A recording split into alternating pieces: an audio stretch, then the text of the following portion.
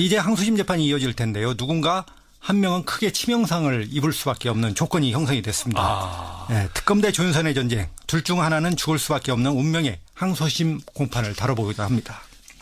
분명한 것은 무죄라고 풀려난 건 아니고, 징역 1년에 집행유예를 받은 거죠. 특검이 그래도 충격은 상당히 받았을 것 그러니까 같아요. 블랙리스트, 중요한 것은 블랙리스트 관련해서는 무죄가 선고된 거고요. 국회 의증죄에 대해서는 유죄가 선고가 된 거죠. 결국 그러면 본인 입장에서는 마찬가지일 수는 있지만 그러나 엄연히 블랙리스트에서는 무죄다 이거군요. 그렇죠. 자, 그러면 정말 특검의 충격은 대단한 거죠. 네, 그 특검 지난 목요일 날 그 선고가 있었지 않습니까? 네. 상당히 그 멘붕 상태에 빠져 있었습니다. 조윤선 무죄에 대해서는 전혀 예상을 못했던 것 같습니다. 당시 그 판결이 나고 제가 바로 한번 통화를 특검 관계자와 시도를 했는데 어떤 반응도 내놓지를 못하더군요. 좀 완전히 허가 찔렸다는 그런 인상이었습니다. 그럼 특검으로서는 그냥 충격에 빠져 있을 수는 없죠. 뭔가를 해야죠. 그렇죠. 주말이 지나면서 그 특검 내부에서는 차라리 잘 됐다 이렇게까지 말할 수는 없지만은 걱정하지 마라. 항소심을 지켜봐라. 반드시 유죄를 입증해서 법정 구속을 시키겠다. 이런 결기 있는 목소리가 나왔습니다. 특검도 그 반쪽짜리 블랙리스트 성격을 받았지 않습니까? 그러니까 그 명예회복을 위해서는 항소심에서 조 전 장관에게 화력을 집중할 수밖에 없는 그런 결기를 내세운 것으로 각오를 밝힌 것으로 그렇게 해석이 됩니다. 그러나 1심에서 무죄로 판결을 받았으니까 조 장관 측에서도 뭔가 자신감은 붙었을 거예요. 곧바로 항소하겠다. 또 다퉈보자. 이렇게 지금 나오고 있는 거 아닙니까? 그렇죠. 1심 판결에서 이 조윤선 전 장관이 가장 큰 승리자 아니겠습니까? 아까 말했지만은 그 국회 의증죄가 유죄를 받았지만 블랙리스트 낙인은 일단 벗어나게 됐습니다. 실질적으로 항소 실익이 크지 않을 것이라는 게 그 법조계의 중론입니다. 그렇지만은 특검이 항소할 것이 뻔하지 않습니까? 상황이. 그러니까 기세싸움에서 밀리지 않겠다라는 계산을 한 것 같습니다. 네. 가장 크게 부딪힐 포인트는 뭡니까? 특검의 불만은 한마디로 요약하면 이런 겁니다. 1심 재판부의 판단은 김기춘 실장이 조윤선 정무수석을 제끼고 그러니까 빼고 조수석 부하인 정관주 비서관하고 둘이 블랙리스트를 주도했다는 거다. 이게 말이 되냐 이런 논지입니다. 그러나 조 전 장관은 여전히 보고도 안 받았고 지시도 관여도 하지 않았다. 이런 입장이죠. 그래서 보고 지시 관여 이 부분에 대한 그 대공방 불가피합니다. 자, 저는 그냥 바보였어요. 허수아비로 가만히 앉아 있었거든요. 이런 말인데 이 말을 해서라도 빠져나가겠다는 건데. 그렇죠. 투명인간 이제 바지 사장 그래서 나오는 얘기죠. 1심 재판에서도 이 부분이 쟁점이었을 거 아닙니까?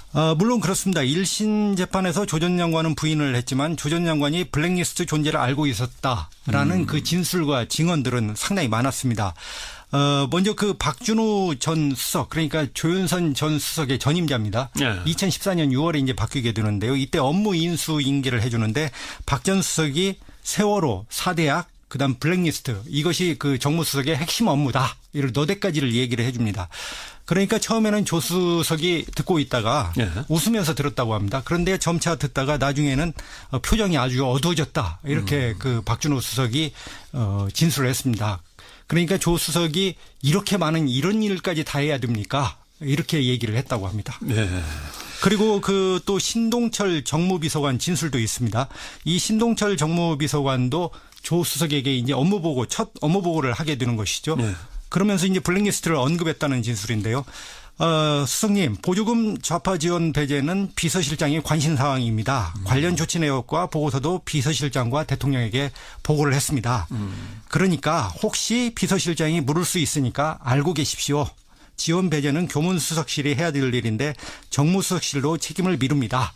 이런 불만까지도 전달을 했습니다. 그러니까 상당히 조 수석이 몰랐다는 것은 일반인 입장에서는 상당히 납득하기 어려운 것이죠. 보고를 하면서 이건 김기춘 실장이 아주 관심을 갖고 있는 건데 좌파들한테는 아무것도 돈을 주지 않고 지원도 안 하고 이렇게 하는 겁니다. 다 이미 대통령까지 보고가 됐습니다. 예, 혹시 물어보면 대답은 하셔야 됩니다. 이런 얘기죠. 그렇죠. 자기 상관이 어정쩡하게 아무것도 몰라서 두리번거릴 수는 없는 거니까 얘기는 해야 되는 건데. 그렇죠. 그럼 1심 재판부는 이렇게 분명히 알고 계셨습니다. 보고도 다 드렸습니다라고 하는 주장을 어떻게 배척을 한 거죠? 그러니까 이제 특검은 재판부가 무죄를 쓰겠다 이렇게 미리 결론을 내렸다 이렇게 해석을 하는 것이죠. 불리한 진술은 배척을 시키고 유리한 진술만 채택을 해서 조 전 장관에게 무죄를 선고했다 이렇게 분석을 하는 것입니다. 이것도 좀 막연한 주장인 것 같은데 재판부가 무죄를 상정하고 유리한 주장들을 다 배척해서 특검이 졌다. 근데 과연 그럼 항소심에서 이런 논쟁은 다시 재현되는 건데 특검은 그럼 어떻게 될 겁니까? 넘어야 될 사안이 좀 커 보이는데요. 사실 좀 판결문을 보면은 납득하기 어려운 면들이 있긴 있습니다. 우선 특검이 그 첫 번째로 넘어야 될 사안은 그 조윤선 이 전 장관이 법률 기름장어 같은 그 달변가입니다. 그러니까 이것을 어떻게 극복할 것이냐, 이게 가장 큰 그 숙제로 보이고요. 재판을 지켜보면은 조 전 장관은 법률가 이고 아까 말했듯이 그 달변가인데 쟁점을 교묘하게 요리조리 그 해체해가는 수법이 뛰어났다는 그런 인상을 받았습니다. 해체. 네네. 법정에서 있었던 그 한번 증언을 재현을 해보면요. 검찰 측이 이렇게 조윤선 장관을 상대로 그 신문을 합니다. 그 영화 개구리 그다음에 영화 그 다이빙벨 상영을 청와대가 김기춘 실장이 하지 못하게 막았습니다. 그런데 이제 문체부가 이런 실행을 잘 못한 것이죠. 그러니까 청와대에서 이제 문체부를 질책을 많이 했습니다. 이것을 박영국 문체부 문예정책실장이 진술을 했습니다. 검찰에서 이렇게. 그러니까 검찰이 이 진술을 보여주면서 조 장관에게 묻습니다. 2016년 9월에 문체부 장관에 취임한 뒤 박 실장에게 문체부 보조금 지원 사업의 지원 배제자를 선별하는 메커니즘이 있다는 보고를 받지 않았습니까? 이렇게 이제 묻는 거죠. 그렇죠. 블랙리스트죠. 그러니까 조윤선 장관은 그날 모든 실장의 보고를 연달아 받았습니다. 박 실장 보고는 밤 10시를 넘겨 시작해서 30분쯤 구두로 받았습니다. 실장들의 업무 파악 능력을 판단하기 위한 보고라 기억에 남지 않습니다. 이렇게 답변을 했죠. 이 전형적인 그 논점 흐리기식 답변 태도인데요. 그러니까 야밤에 구두로 받았다. 그리고 30분쯤 뭐 서서 받았다. 이런 식으로 하면서요. 그다음에 자신에 대한 첫 업무 보고를 오히려 자기가 실장들 업무 파악을 하기 위한 것이었다. 이렇게 환치를 시켜버리는 것이죠. 그러면서 그 블랙리스트를 보고했다는 문예정책실장의 진술을 희석시키고 보고를 했는지 모르겠지만 좌우지간 나는 기억이 없다라고 이게 부각을 시키는 이런 방식입니다. 밤에 순서대로 들어와 가지고 줄줄이 이야기만 쭉 하고 나갔는데 뭐 내가 그걸 일일이 그냥 서류상으로 다 꼼꼼히 챙기지 않았다. 아무래도 이제 법정에서나 검찰에서는 밤에 조사를 하거나 밤에 무슨 일을 했다고 한다면 그걸 증거로 인정하는데 좀 박하거든요. 그렇죠. 그런 것을 노린 것이죠. 법률가답게요. 또 다른 극복 과제는 뭐가 있습니까? 특검에게. 네, 좀 특검이 조 전 장관을 근접 공격할 필요가 있다. 이런 생각이 듭니다. 좀 더 정밀하게 확인 조준이 필요하다는 것이죠. 예를 들면 아까 박준호 수석이 블랙리스트 같은 정무수석실 핵심 업무를 말해주니까 그 조 장관 표정이 어두워졌다. 이렇게 얘기를 했다고 하지 않았습니까? 그런데 검찰에서는 이렇게 확실하게 진술을 했습니다. 그런데 이제 법정에서 증인신문을 나오죠. 박준호 수석이. 그러니까 증인신문으로 나와서 이 신문 과정에서 업무 인수인계 때 블랙리스트 부분을 언급을 했습니까? 라고 이제 박준호 수석에게 묻습니다. 그러니까 그때 이제 하니까 얼굴 표정이 어두워지셨습니다. 이렇게 대답을 해야 되는 거죠. 그렇죠. 그렇게 대답을 해야 되는데 아마 그것도 했다면 계략적으로 했던 것 같습니다. 이렇게 이제 얘기를 하는 것이죠. 애매해지네. 그러니까 이제 법정 바로 눈앞에 조윤선 그다음에 김기춘 피고인이 있으니까 박준호 수석이 이렇게 그 진술이 무뎌지고 그 희미해진 것입니다. 문화계 블랙리스트는 보조금 집행 정책이었을 뿐이라는 김기춘 전 비서실장 등의 변명을 1심 재판부는 받아들이지 않았습니다. 오히려 지원 배제 행위가 은밀하고 집요한 방법으로 장기간에 걸쳐 광범위하게 실행됐다며 헌법 정신을 위배하는 행위라고 질타했습니다. 또 무엇보다 법치주의와 국가의 예술 지원 공공성에 대한 문화예술계와 국민의 신뢰가 훼손됐다고 지적했습니다. 그러면서 블랙리스트를 작성하게 하고 이를 보조금 지급에 적용하게 한 행위는 직권 남용에 해당한다고 못 박았습니다. 아울러 김 전 실장 등이 국회에서 위증한 혐의도 유죄로 봤습니다. 문화예술계 지원 배제 행위가 직권 남용에 해당한다는 점을 확인하고 국회에서의 위증 행위를 유죄로 인정한 판결입니다. 다만 지원 배제 과정에서 예술인 직원 등을 협박했다고 보긴 어렵다며 강요 혐의는 무죄로 판단했습니다. 법원은 조윤선 전 장관에 대해선 블랙리스트에 관여한 증거가 부족하다며 위증 혐의만 유죄로 인정했습니다. 이에 따라 김기춘 전 실장은 징역 3년, 조윤선 전 장관은 징역 1년에 집행유예 2년, 김종덕 전 장관과 김상률 전 수석 등은 각각 징역 2년과 징역 1년 6개월 등을 선고받았습니다. 이로써 블랙리스트에 연루된 피고인들 가운데 박근혜 전 대통령을 제외한 나머지 모두의 1심 재판이 마무리됐습니다. 1심에서 집행유예를 선고받은 조윤선 전 문화체육관광부 장관이 구치소를 빠져나옵니다. 지난 1월 21일 현직 장관으로는 최초로 구속되는 불명예를 안은 지 6개월여 만입니다. 저에 대한 이해를 풀어주셔서 감사하게 생각합니다. 조 전 장관에 대해 1심 재판부는 장관이면서도 블랙리스트 존재 자체를 몰랐다고 국회에서 거짓 증언한 혐의만 유죄로, 블랙리스트 작성과 지시에 관여했다는 혐의는 모두 무죄로 판단했습니다. 특검은 조 전 장관이 정무수석으로 있을 당시 김기춘 전 비서실장과 함께 블랙리스트 작성과 이행 과정에 깊이 관여했다고 봤지만 법원의 판단은 달랐습니다. 정무수석 부임 이후 계략적으로만 보고를 받았고 명단 검토 작업을 실제로 하지는 않았다고 봤습니다. 재판부는 만약 보고가 이뤄졌더라면 중단될 수 있었는데 후회된다는 정무수석실 비서관의 진술이 이를 뒷받침한다고 설명했습니다. 또 조 전 장관이 영화 다이빙벨을 부산영화제에서 상영하지 못하게 하거나 독립영화전용관 지원 배제 과정에 개입했다고 인정할 증거도 없다고 재판부는 밝혔습니다. 문화계 블랙리스트는 보조금 집행 정책이었을 뿐이라는 김기춘 전 비서실장 등의 변명을 1심 재판부는 받아들이지 않았습니다. 오히려 지원 배제 행위가 은밀하고 집요한 방법으로 장기간에 걸쳐 광범위하게 실행됐다며 헌법 정신을 위배하는 행위라고 질타했습니다. 또 무엇보다 법치주의와 국가의 예술 지원 공공성에 대한 문화예술계와 국민의 신뢰가 훼손됐다고 지적했습니다.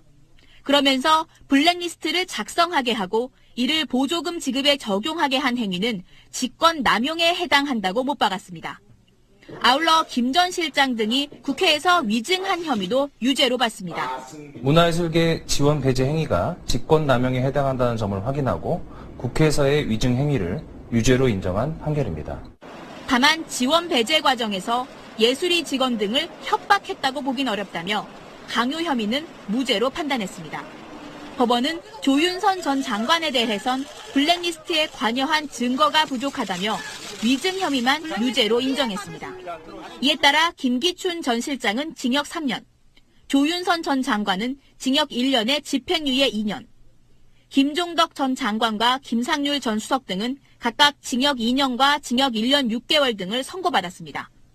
이로써 블랙리스트에 연루된 피고인들 가운데 박근혜 전 대통령을 제외한 나머지 모두의 1심 재판이 마무리됐습니다. 1심에서 집행유예를 선고받은 조윤선 전 문화체육관광부 장관이 구치소를 빠져나옵니다. 지난 1월 21일 현직 장관으로는 최초로 구속되는 불명예를 안은 지 6개월여 만입니다. 저에 대한 이해를 풀어주셔서 감사하게 생각합니다. 조 전 장관에 대해 1심 재판부는 장관이면서도 블랙리스트 존재 자체를 몰랐다고 국회에서 거짓 증언한 혐의만 유죄로, 블랙리스트 작성과 지시에 관여했다는 혐의는 모두 무죄로 판단했습니다. 특검은 조 전 장관이 정무수석으로 있을 당시 김기춘 전 비서실장과 함께 블랙리스트 작성과 이행 과정에 깊이 관여했다고 봤지만 법원의 판단은 달랐습니다. 정무수석 부임 이후 계략적으로만 보고를 받았고 명단 검토 작업을 실제로 하지는 않았다고 봤습니다. 재판부는 만약 보고가 이뤄졌더라면 중단될 수 있었는데 후회된다는 정무수석실 비서관의 진술이 이를 뒷받침한다고 설명했습니다. 또 조 전 장관이 영화 다이빙벨을 부산영화제에서 상영하지 못하게 하거나 독립영화전용관 지원 배제 과정에 개입했다고 인정할 증거도 없다고 재판부는 밝혔습니다. 문화계 블랙리스트는 보조금 집행 정책이었을 뿐이라는 김기춘 전 비서실장 등의 변명을 1심 재판부는 받아들이지 않았습니다. 오히려 지원 배제 행위가 은밀하고 집요한 방법으로 장기간에 걸쳐 광범위하게 실행됐다며 헌법 정신을 위배하는 행위라고 질타했습니다. 또 무엇보다 법치주의와 국가의 예술 지원 공공성에 대한 문화예술계와 국민의 신뢰가 훼손됐다고 지적했습니다. 그러면서 블랙리스트를 작성하게 하고 이를 보조금 지급에 적용하게 한 행위는 직권 남용에 해당한다고 못 박았습니다. 아울러 김 전 실장 등이 국회에서 위증한 혐의도 유죄로 봤습니다. 문화예술계 지원 배제 행위가 직권 남용에 해당한다는 점을 확인하고 국회에서의 위증 행위를 유죄로 인정한 판결입니다. 다만 지원 배제 과정에서 예술인 직원 등을 협박했다고 보긴 어렵다며 강요 혐의는 무죄로 판단했습니다. 법원은 조윤선 전 장관에 대해선 블랙리스트에 관여한 증거가 부족하다며 위증 혐의만 유죄로 인정했습니다. 이에 따라 김기춘 전 실장은 징역 3년, 조윤선 전 장관은 징역 1년에 집행유예 2년, 김종덕 전 장관과 김상률 전 수석 등은 각각 징역 2년과 징역 1년 6개월 등을 선고받았습니다. 이로써 블랙리스트에 연루된 피고인들 가운데 박근혜 전 대통령을 제외한 나머지 모두의 1심 재판이 마무리됐습니다. 1심에서 집행유예를 선고받은 조윤선 전 문화체육관광부 장관이 구치소를 빠져나옵니다. 지난 1월 21일 현직 장관으로는 최초로 구속되는 불명예를 안은 지 6개월여 만입니다. 저에 대한 이해를 풀어주셔서 감사하게 생각합니다. 조 전 장관에 대해 1심 재판부는 장관이면서도 블랙리스트 존재 자체를 몰랐다고 국회에서 거짓 증언한 혐의만 유죄로, 블랙리스트 작성과 지시에 관여했다는 혐의는 모두 무죄로 판단했습니다. 특검은 조 전 장관이 정무수석으로 있을 당시 김기춘 전 비서실장과 함께 블랙리스트 작성과 이행 과정에 깊이 관여했다고 봤지만 법원의 판단은 달랐습니다. 정무수석 부임 이후 계략적으로만 보고를 받았고 명단 검토 작업을 실제로 하지는 않았다고 봤습니다. 재판부는 만약 보고가 이뤄졌더라면 중단될 수 있었는데 후회된다는 정무수석실 비서관의 진술이 이를 뒷받침한다고 설명했습니다. 또 조 전 장관이 영화 다이빙벨을 부산영화제에서 상영하지 못하게 하거나 독립영화전용관 지원 배제 과정에 개입했다고 인정할 증거도 없다고 재판부는 밝혔습니다. 문화계 블랙리스트는 보조금 집행 정책이었을 뿐이라는 김기춘 전 비서실장 등의 변명을 1심 재판부는 받아들이지 않았습니다. 오히려 지원 배제 행위가 은밀하고 집요한 방법으로 장기간에 걸쳐 광범위하게 실행됐다며 헌법 정신을 위배하는 행위라고 질타했습니다. 또 무엇보다 법치주의와 국가의 예술 지원 공공성에 대한 문화예술계와 국민의 신뢰가 훼손됐다고 지적했습니다. 그러면서 블랙리스트를 작성하게 하고 이를 보조금 지급에 적용하게 한 행위는 직권 남용에 해당한다고 못 박았습니다. 아울러 김 전 실장 등이 국회에서 위증한 혐의도 유죄로 봤습니다. 문화예술계 지원 배제 행위가 직권 남용에 해당한다는 점을 확인하고 국회에서의 위증 행위를 유죄로 인정한 판결입니다. 아울러 김 전 실장 등이 국회에서 위증한 혐의도 유죄로 봤습니다. 문화예술계 지원 배제 행위가 직권 남용에 해당한다는 점을 확인하고 국회에서의 위증 행위를 유죄로 인정한 판결입니다. 다만 지원 배제 과정에서 예술인 직원 등을 협박했다고 보긴 어렵다며 강요 혐의는 무죄로 판단했습니다. 법원은 조윤선 전 장관에 대해선 블랙리스트에 관여한 증거가 부족하다며 위증 혐의만 유죄로 인정했습니다. 이에 따라 김기춘 전 실장은 징역 3년, 조윤선 전 장관은 징역 1년에 집행유예 2년, 김종덕 전 장관과 김상률 전 수석 등은 각각 징역 2년과 징역 1년 6개월 등을 선고받았습니다. 이로써 블랙리스트에 연루된 피고인들 가운데 박근혜 전 대통령을 제외한 나머지 모두의 1심 재판이 마무리됐습니다. 1심에서 집행유예를 선고받은 조윤선 전 문화체육관광부 장관이 구치소를 빠져나옵니다. 지난 1월 21일 현직 장관으로는 최초로 구속되는 불명예를 안은 지 6개월여 만입니다. 저에 대한 이해를 풀어주셔서 감사하게 생각합니다. 조 전 장관에 대해 1심 재판부는 장관이면서도 블랙리스트 존재 자체를 몰랐다고 국회에서 거짓 증언한 혐의만 유죄로, 블랙리스트 작성과 지시에 관여했다는 혐의는 모두 무죄로 판단했습니다. 특검은 조 전 장관이 정무수석으로 있을 당시 김기춘 전 비서실장과 함께 블랙리스트 작성과 이행 과정에 깊이 관여했다고 봤지만 법원의 판단은 달랐습니다. 정무수석 부임 이후 계략적으로만 보고를 받았고 명단 검토 작업을 실제로 하지는 않았다고 봤습니다. 재판부는 만약 보고가 이뤄졌더라면 중단될 수 있었는데 후회된다는 정무수석실 비서관의 진술이 이를 뒷받침한다고 설명했습니다. 또 조 전 장관이 영화 다이빙벨을 부산영화제에서 상영하지 못하게 하거나 독립영화전용관 지원 배제 과정에 개입했다고 인정할 증거도 없다고 재판부는 밝혔습니다. 문화계 블랙리스트는 보조금 집행 정책이었을 뿐이라는 김기춘 전 비서실장 등의 변명을 1심 재판부는 받아들이지 않았습니다. 오히려 지원 배제 행위가 은밀하고 집요한 방법으로 장기간에 걸쳐 광범위하게 실행됐다며 헌법 정신을 위배하는 행위라고 질타했습니다. 또 무엇보다 법치주의와 국가의 예술 지원 공공성에 대한 문화예술계와 국민의 신뢰가 훼손됐다고 지적했습니다. 그러면서 블랙리스트를 작성하게 하고 이를 보조금 지급에 적용하게 한 행위는 직권 남용에 해당한다고 못 박았습니다. 아울러 김 전 실장 등이 국회에서 위증한 혐의도 유죄로 봤습니다. 문화예술계 지원 배제 행위가 직권 남용에 해당한다는 점을 확인하고 국회에서의 위증 행위를 유죄로 인정한 판결입니다.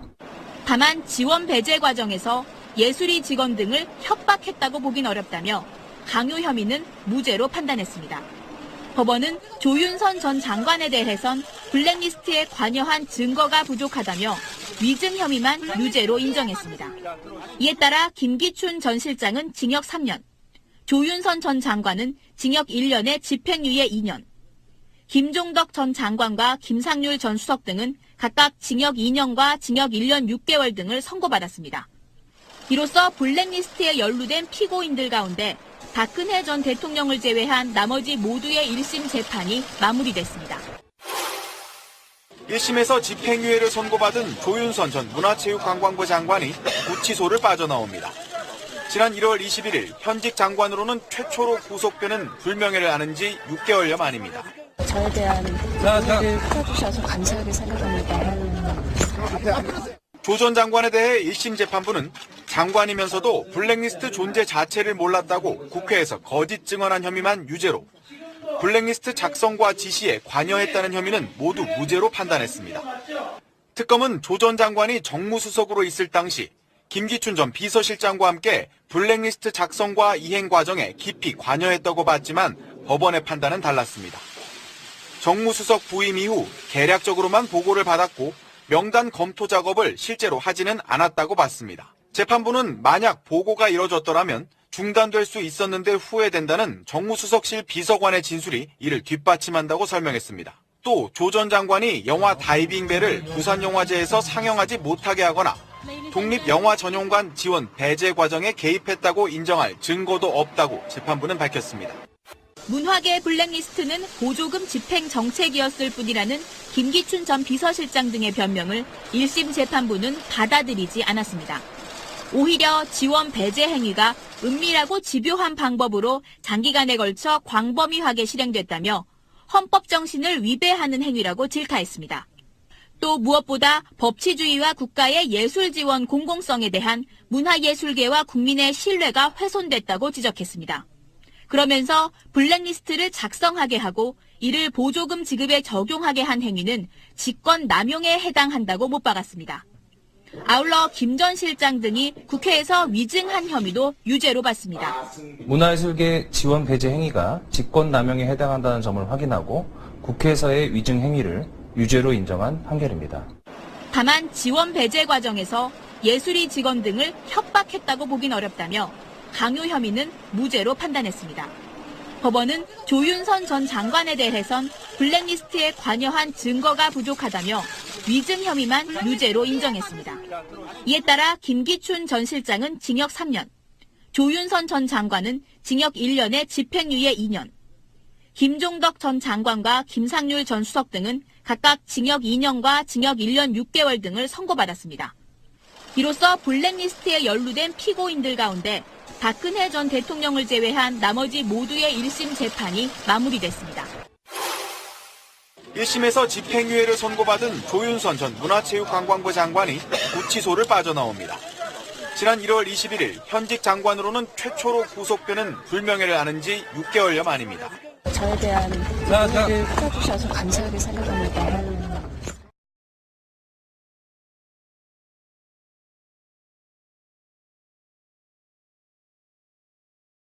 전 비서실장 등의 변명을 1심 재판부는 받아들이지 않았습니다. 오히려 지원 배제 행위가 은밀하고 집요한 방법으로 장기간에 걸쳐 광범위하게 실행됐다며 헌법 정신을 위배하는 행위라고 질타했습니다. 또 무엇보다 법치주의와 국가의 예술 지원 공공성에 대한 문화예술계와 국민의 신뢰가 훼손됐다고 지적했습니다. 그러면서 블랙리스트를 작성하게 하고 이를 보조금 지급에 적용하게 한 행위는 직권 남용에 해당한다고 못 박았습니다. 아울러 김 전 실장 등이 국회에서 위증한 혐의도 유죄로 봤습니다. 문화예술계 지원 배제 행위가 직권남용에 해당한다는 점을 확인하고 국회에서의 위증 행위를 유죄로 인정한 판결입니다. 다만 지원 배제 과정에서 예술이 직원 등을 협박했다고 보긴 어렵다며 강요 혐의는 무죄로 판단했습니다. 법원은 조윤선 전 장관에 대해선 블랙리스트에 관여한 증거가 부족하다며 위증 혐의만 유죄로 인정했습니다. 이에 따라 김기춘 전 실장은 징역 3년, 조윤선 전 장관은 징역 1년에 집행유예 2년, 김종덕 전 장관과 김상률 전 수석 등은 각각 징역 2년과 징역 1년 6개월 등을 선고받았습니다. 이로써 블랙리스트에 연루된 피고인들 가운데 박근혜 전 대통령을 제외한 나머지 모두의 1심 재판이 마무리됐습니다. 1심에서 집행유예를 선고받은 조윤선 전 문화체육관광부 장관이 구치소를 빠져나옵니다. 지난 1월 21일 현직 장관으로는 최초로 구속되는 불명예를 안은 지 6개월여 만입니다. 저에 대한 이해를 풀어주셔서 감사하게 생각합니다. 조 전 장관에 대해 1심 재판부는 장관이면서도 블랙리스트 존재 자체를 몰랐다고 국회에서 거짓 증언한 혐의만 유죄로, 블랙리스트 작성과 지시에 관여했다는 혐의는 모두 무죄로 판단했습니다. 특검은 조 전 장관이 정무수석으로 있을 당시 김기춘 전 비서실장과 함께 블랙리스트 작성과 이행 과정에 깊이 관여했다고 봤지만 법원의 판단은 달랐습니다. 정무수석 부임 이후 계략적으로만 보고를 받았고 명단 검토 작업을 실제로 하지는 않았다고 봤습니다. 재판부는 만약 보고가 이뤄졌더라면 중단될 수 있었는데 후회된다는 정무수석실 비서관의 진술이 이를 뒷받침한다고 설명했습니다. 또 조 전 장관이 영화 다이빙벨을 부산영화제에서 상영하지 못하게 하거나 독립영화전용관 지원 배제 과정에 개입했다고 인정할 증거도 없다고 재판부는 밝혔습니다. 문화계 블랙리스트는 보조금 집행 정책이었을 뿐이라는 김기춘 전 비서실장 등의 변명을 1심 재판부는 받아들이지 않았습니다. 오히려 지원 배제 행위가 은밀하고 집요한 방법으로 장기간에 걸쳐 광범위하게 실행됐다며 헌법 정신을 위배하는 행위라고 질타했습니다. 또 무엇보다 법치주의와 국가의 예술 지원 공공성에 대한 문화예술계와 국민의 신뢰가 훼손됐다고 지적했습니다. 그러면서 블랙리스트를 작성하게 하고 이를 보조금 지급에 적용하게 한 행위는 직권 남용에 해당한다고 못 박았습니다. 아울러 김 전 실장 등이 국회에서 위증한 혐의도 유죄로 봤습니다. 문화예술계 지원 배제 행위가 직권남용에 해당한다는 점을 확인하고 국회에서의 위증 행위를 유죄로 인정한 판결입니다. 다만 지원 배제 과정에서 예술이 직원 등을 협박했다고 보긴 어렵다며 강요 혐의는 무죄로 판단했습니다. 법원은 조윤선 전 장관에 대해선 블랙리스트에 관여한 증거가 부족하다며 위증 혐의만 유죄로 인정했습니다. 이에 따라 김기춘 전 실장은 징역 3년, 조윤선 전 장관은 징역 1년에 집행유예 2년, 김종덕 전 장관과 김상률 전 수석 등은 각각 징역 2년과 징역 1년 6개월 등을 선고받았습니다. 이로써 블랙리스트에 연루된 피고인들 가운데 박근혜 전 대통령을 제외한 나머지 모두의 1심 재판이 마무리됐습니다. 1심에서 집행유예를 선고받은 조윤선 전 문화체육관광부 장관이 구치소를 빠져나옵니다.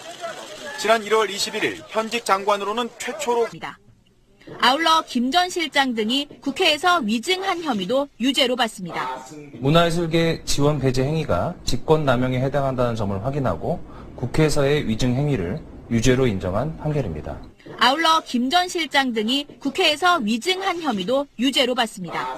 문화예술계 지원 배제 행위가 직권남용에 해당한다는 점을 확인하고 국회에서의 위증 행위를 유죄로 인정한 판결입니다. 다만 지원 배제 과정에서 예술이 직원 등을 협박했다고 보긴 어렵다며 강요 혐의는 무죄로 판단했습니다. 법원은 조윤선 전 장관에 대해선 블랙리스트에 관여한 증거가 부족하다며 위증 혐의만 유죄로 인정했습니다. 이에 따라 김기춘 전 실장은 징역 3년, 조윤선 전 장관은 징역 1년에 집행유예 2년, 김종덕 전 장관과 김상률 전 수석 등은 각각 징역 2년과 징역 1년 6개월 등을 선고받았습니다. 이로써 블랙리스트에 연루된 피고인들 가운데 박근혜 전 대통령을 제외한 나머지 모두의 1심 재판이 마무리됐습니다. 1심에서 집행유예를 선고받은 조윤선 전 문화체육관광부 장관이 구치소를 빠져나옵니다. 지난 1월 21일 현직 장관으로는 최초로 구속되는 불명예를 안은 지 6개월여 만입니다. 저에 대한 이해를 풀어주셔서 감사하게 생각합니다. 조 전 장관에 대해 1심 재판부는 장관이면서도 블랙리스트 존재 자체를 몰랐다고 국회에서 거짓 증언한 혐의만 유죄로 블랙리스트 작성과 지시에 관여했다는 혐의는 모두 무죄로 판단했습니다.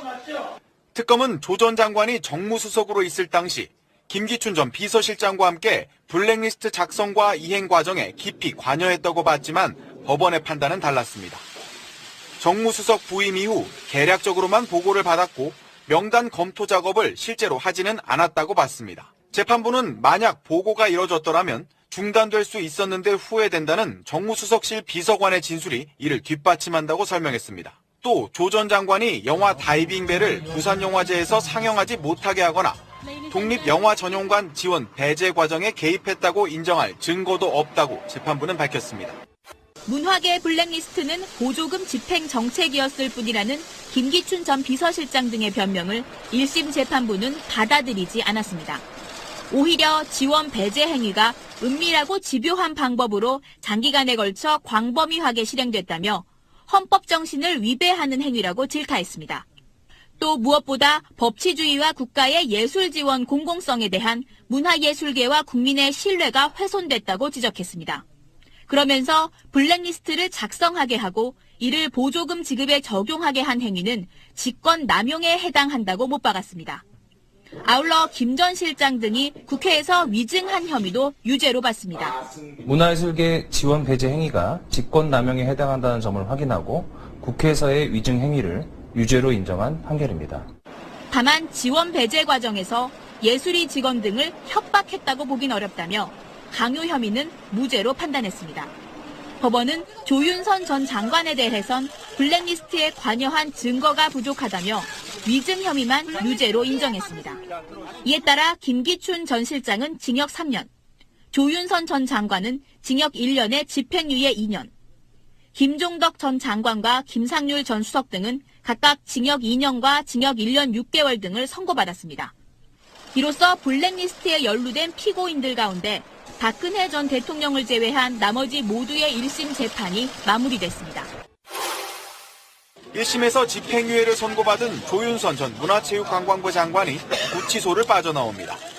지난 1월 21일 현직 장관으로는 최초로 구속되는 불명예를 안은 지 6개월여 만입니다.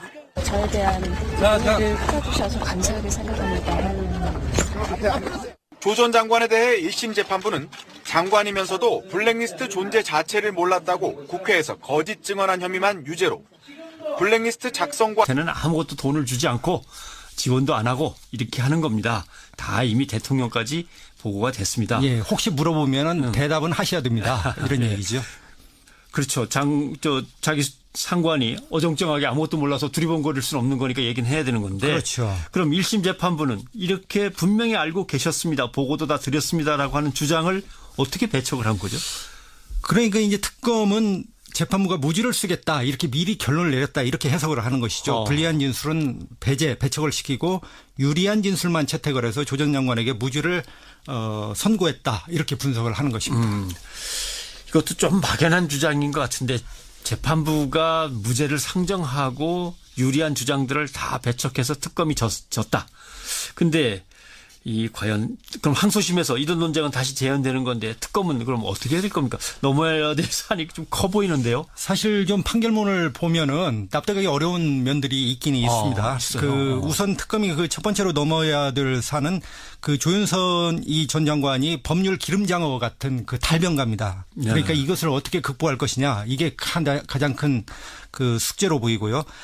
재판을 지켜보면은 조 전 장관은 법률가 이고 아까 말했듯이 달변가인데 쟁점을 교묘하게 요리조리 해체해가는 수법이 뛰어났다는 그런 인상을 받았습니다. 해체. 네네. 법정에서 있었던 한번 재연을 해보면요. 검찰 측이 이렇게 조윤선 장관을 상대로 신문을 합니다.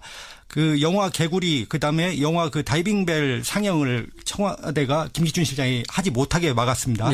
그런데 이제 문체부가 이런 실행을 잘 못한 것이죠. 그러니까 청와대에서 이제 문체부를 질책을 많이 했습니다. 이것을 박영국 문체부 문예정책실장이 진술을 했습니다. 검찰에서 이렇게. 그러니까 예. 검찰이 이 진술을 보여주면서 조 장관에게 묻습니다. 2016년 9월에 문체부 장관에 취임한 뒤 박 실장에게 문체부 보조금 지원 사업의 지원 배제자를 선별하는 메커니즘이 있다는 보고를 받지 않았습니까? 그게 이제 이렇게 이제 묻는 블랙리스트죠. 거죠. 그렇죠. 예. 블랙리스트죠. 그러니까 조윤선 장관은 그날 모든 실장의 보고를 연달아 받았습니다. 예. 박 실장 보고는 밤 10시를 넘겨 시작해서 30분쯤 구두로 받았습니다. 실장들의 업무 파악 능력을 판단하기 위한 보고라 기억에 남지 않습니다. 이렇게 답변을 했죠. 예. 이 전형적인 그 논점 흐리기식 답변 태도인데요. 그러니까 야밤에 구두로 밤에. 받았다. 그리고 30분쯤 뭐 서서 받았다. 이런 식으로 하면서요. 그다음에 자신에 대한 첫 업무 보고를 오히려 자기가 실장들 업무 파악을 하기 위한 것이었다. 이렇게 환치를 시켜버리는 것이죠. 예. 그러면서 그 블랙리스트를 보고했다는 문예정책실장의 진술을 희석시키고 보고를 했는지 모르겠지만 좌우지간 나는 기억이 없다라고 이게 부각을 시키는 이런 방식입니다. 밤에 순서대로 들어와 가지고 줄줄이 이야기만 쭉 하고 나갔는데 뭐 내가 그걸 일일이 그냥 서류상으로 다 꼼꼼히 챙기지 않았다. 이런 아무래도 얘기네. 이제 법정에서나 검찰에서는 밤에 조사를 하거나 밤에 무슨 일을 했다고 한다면 그걸 증거로 인정하는데 좀 박하거든요. 그렇죠. 예. 아. 그런 것을 노린 것이죠. 법률가답게요. 또 다른 극복 과제는 뭐가 있습니까? 특검에게. 네, 좀 특검이 조 전 장관을 근접 공격할 필요가 있다 이런 생각이 듭니다. 좀 더 정밀하게 확인 조준이 필요하다는 것이죠. 예를 들면 아까 박준호 수석이 블랙리스트 같은 정무수석실 핵심 업무를 말해주니까 그 조 장관 표정이 어두워졌다 이렇게 얘기를 했다고 하지 않았습니까? 예. 그런데 검찰에서는 이렇게 확실하게 진술을 했습니다. 그런데 이제 법정에서 증인신문을 나오죠. 박준호 수석이. 그러니까 증인신문으로 나와서 이 신문 과정에서 업무 인수인계 때 블랙리스트 부분을 언급을 했습니까? 라고 이제 박준호 수석에게 묻습니다. 그때 그러니까 이제 하니까 얼굴 표정이 어두워지셨습니다. 이렇게 대답을 해야 되는 건데. 그렇죠. 그렇게 대답을 해야 되는데 아마 그것도 했다면 계략적으로 했던 것 같습니다. 이렇게 이제 얘기를 하는 것이죠. 애매해지네. 그러니까 이제 법정 바로 눈앞에 조윤선 그다음에 김기춘 피고인이 있으니까 박준호 수석이 이렇게 그 진술이 무뎌지고 그 희미해진 것입니다. 문화계 블랙리스트는 보조금 집행 정책이었을 뿐이라는 김기춘 이제 항소심 재판이 이어질 텐데요. 누군가 한 명은 크게 치명상을 입을 수밖에 없는 조건이 형성이 됐습니다. 네, 특검 대 조윤선의 전쟁. 둘 중 하나는 죽을 수밖에 없는 운명의 항소심 공판을 다뤄보기도 합니다. 뭐 분명한 것은 무죄라고 풀려난 건 아니고 징역 네네. 1년에 집행유예를 받은 거죠. 예, 특검이 그래도 충격은 뭐 상당히 받았을 것 그러니까 같아요. 블랙리스트 중요한 것은 블랙리스트 관련해서는 무죄가 선고된 거고요. 예. 국회 의중죄에 대해서는 유죄가 선고된 거죠. 결국 그러면 본인 입장에서는 뭐 마찬가지일 수는 있지만 그러나 엄연히 블랙리스트에서는 무죄다 이거군요. 그렇죠. 자, 그러면 정말 특검의 충격은 대단한 거죠. 네, 그 특검 지난 목요일 날 그 선고가 있었지 않습니까? 네. 상당히 그 멘붕 상태에 빠져 있었습니다. 조윤선 무죄에 대해서는 전혀 예상을 못했던 것 같습니다. 당시 그 판결이 나고 제가 바로 한번 통화를 특검 관계자와 시도를 했는데 네. 어떤 반응도 내놓지를 못하더군요. 좀 완전히 허가 찔렸다는 그런 인상이었습니다. 네. 그럼 특검으로서는 그냥 충격에 빠져 있을 수는 없죠. 뭔가를 해야죠. 그렇죠. 주말이 지나면서 그 특검 내부에서는 차라리 잘 됐다 이렇게까지 말할 수는 없지만은 걱정하지 마라. 항소심을 지켜봐라. 반드시 유죄를 입증해서 법정 구속을 시키겠다. 이런 결기 있는 목소리가 나왔습니다. 특검도 그 반쪽짜리 블랙리스트 성적을 받았지 않습니까? 그러니까 네. 그 명예회복을 위해서는 항소심에서 조 전 장관에게 화력을 집중할 수밖에 없는 그런 결기를 내세운 것으로 각오를 밝힌 것으로 그렇게 해석이 됩니다. 그러나 1심에서 무죄로 판결을 받았으니까 조 장관 측에서도 뭔가 자신감은 붙었을 거예요. 곧바로 항소하겠다. 또 다퉈보자. 이렇게 좀 나오고 있는 거 아닙니까? 그렇죠. 1심 판결에서 그 이 조윤선 전 장관이 가장 큰 승리자 아니겠습니까?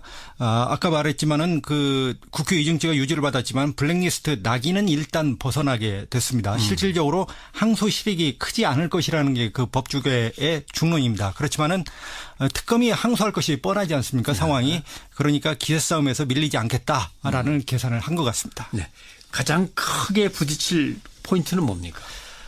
특검의 불만은 한마디로 요약하면 이런 겁니다. 1심 재판부의 판단은 김기춘 실장이 조윤선 정무수석을 제끼고 그러니까 빼고 조 수석 부하인 정관주 비서관하고 둘이 블랙리스트를 주도했다는 거다. 이게 말이 되냐. 이런 논지입니다.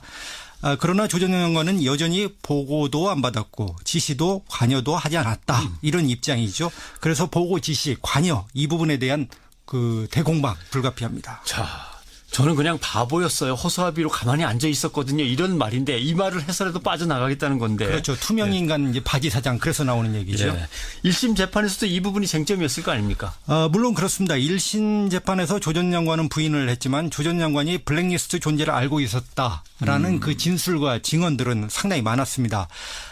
먼저 그 박준호 전 수석 그러니까 조윤선 전 수석의 전임자입니다. 2014년 6월에 이제 바뀌게 되는데요. 이때 업무 인수 인계를 해주는데 박 전 수석이 세월호, 사대학, 그다음 블랙리스트 이것이 그 정무수석의 핵심 업무다. 이를 너댓가지를 얘기를 해줍니다.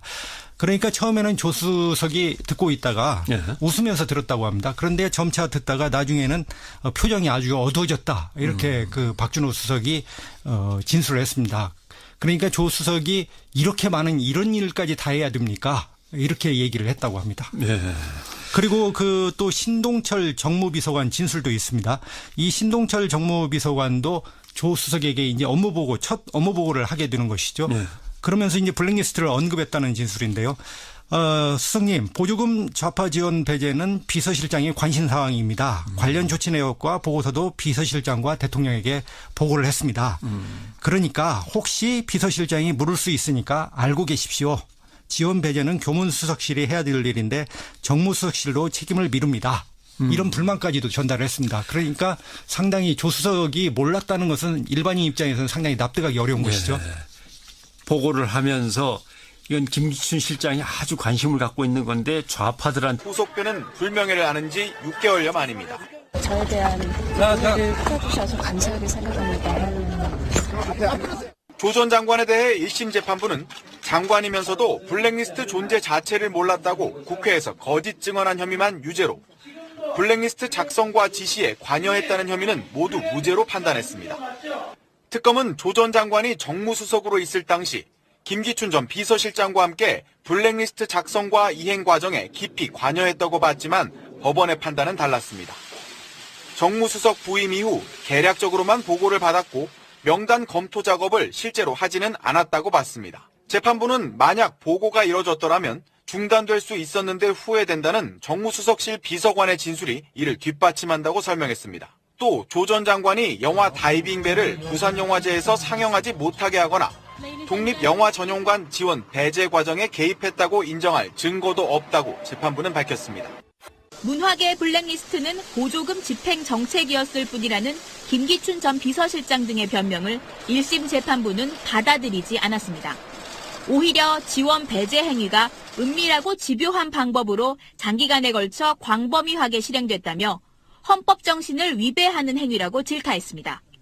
또 무엇보다 법치주의와 국가의 예술 지원 공공성에 대한 문화예술계와 국민의 신뢰가 훼손됐다고 지적했습니다.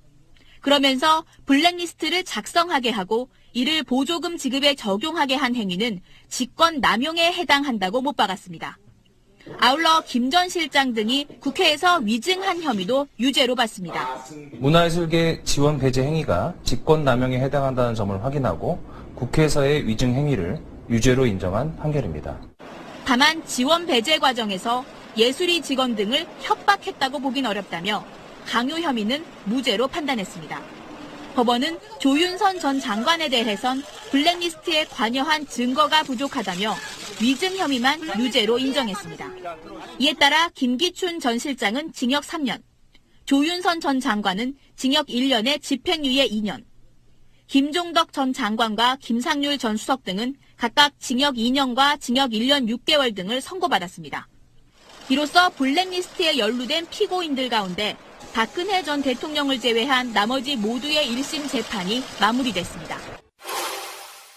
1심에서 집행유예를 선고받은 조윤선 전 문화체육관광부 장관이 구치소를 빠져나옵니다. 지난 1월 21일 현직 장관으로는 최초로 구속되는 불명예를 안은 지 6개월여 만입니다. 저에 대한 이해를 풀어주셔서 감사하게 생각합니다. 조 전 장관에 대해 1심 재판부는 장관이면서도 블랙리스트 존재 자체를 몰랐다고 국회에서 거짓 증언한 혐의만 유죄로 블랙리스트 작성과 지시에 관여했다는 혐의는 모두 무죄로 판단했습니다. 특검은 조 전 장관이 정무수석으로 있을 당시 김기춘 전 비서실장과 함께 블랙리스트 작성과 이행 과정에 깊이 관여했다고 봤지만 법원의 판단은 달랐습니다. 정무수석 부임 이후 계략적으로만 보고를 받았고 명단 검토 작업을 실제로 하지는 않았다고 봤습니다. 재판부는 만약 보고가 이뤄졌더라면 중단될 수 있었는데 후회된다는 정무수석실 비서관의 진술이 이를 뒷받침한다고 설명했습니다. 또 조 전 장관이 영화 다이빙벨을 부산영화제에서 상영하지 못하게 하거나 독립영화전용관 지원 배제 과정에 개입했다고 인정할 증거도 없다고 재판부는 밝혔습니다. 문화계 블랙리스트는 보조금 집행 정책이었을 뿐이라는 김기춘 전 비서실장 등의 변명을 1심 재판부는 받아들이지 않았습니다. 오히려 지원 배제 행위가 은밀하고 집요한 방법으로 장기간에 걸쳐 광범위하게 실행됐다며 헌법 정신을 위배하는 행위라고 질타했습니다. 또 무엇보다 법치주의와 국가의 예술 지원 공공성에 대한 문화예술계와 국민의 신뢰가 훼손됐다고 지적했습니다. 그러면서 블랙리스트를 작성하게 하고 이를 보조금 지급에 적용하게 한 행위는 직권 남용에 해당한다고 못 박았습니다.